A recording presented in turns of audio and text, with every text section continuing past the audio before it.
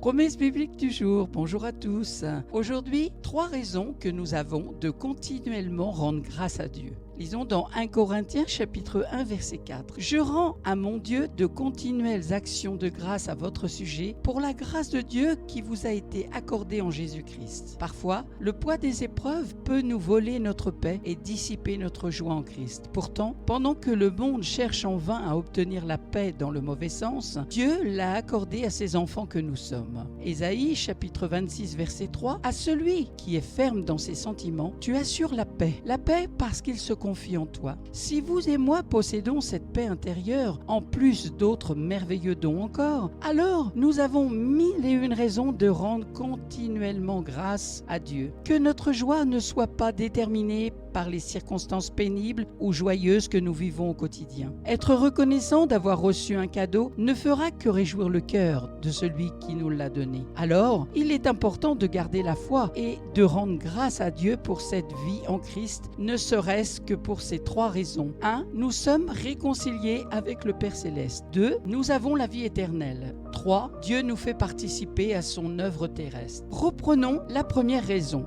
Nous sommes réconciliés avec le Père Céleste. Oui, il y a vraiment de quoi rendre grâce à Dieu en Christ. Le simple fait de reconnaître Jésus-Christ comme Seigneur et de l'accepter comme Sauveur personnel est une grâce merveilleuse. Colossiens chapitre 1 versets 21 et 22. Et vous, qui étiez autrefois étrangers et ennemis par vos pensées et par vos mauvaises œuvres, il vous a maintenant réconciliés par sa mort dans le corps de sa chair, pour vous faire paraître devant lui saint, irrépréhensible et sans reproche. L'amitié de Dieu est la chose la plus recherchée de nos jours. Malheureusement, tout humain a hérité le péché originel commis par Adam et Ève. Ce péché nous éloigne de Dieu. On était tous errants, perdus, emportés par tout vent de doctrine. Satan se jouait vraiment de nous. On se plaisait dans le péché. Beaucoup sont aveuglés par l'ennemi. D'autres se font tuer pour des histoires de fausses religions, pensant qu'ils sont dans la vérité. Or, Jésus-Christ, l'unique médiateur entre Dieu et les hommes, s'est livré à la croix pour quiconque croit en lui. Il est vrai que tous les êtres seront jugés. La sentence sera lourde pour certains, et pour ceux qui ont accepté Jésus-Christ de leur vivant, la sentence sera en leur faveur. Ils sont d'ores et déjà acquittés de leurs dettes. Romains chapitre 8 verset 1. Il n'y a donc maintenant aucune condamnation pour ceux qui sont en Jésus-Christ. Par lui et lui seul, nous avons l'assurance du pardon de nos péchés. Jean chapitre 8 verset 36. Si donc le Fils,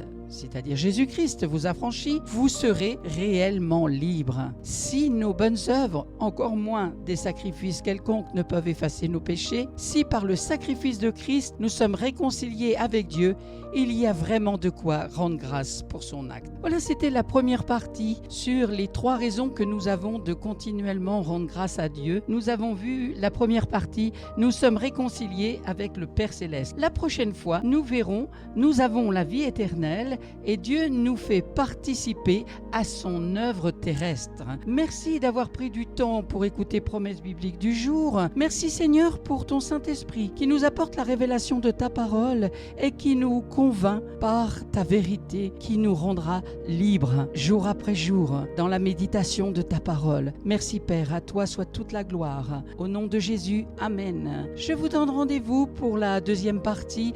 À très bientôt. Bon courage.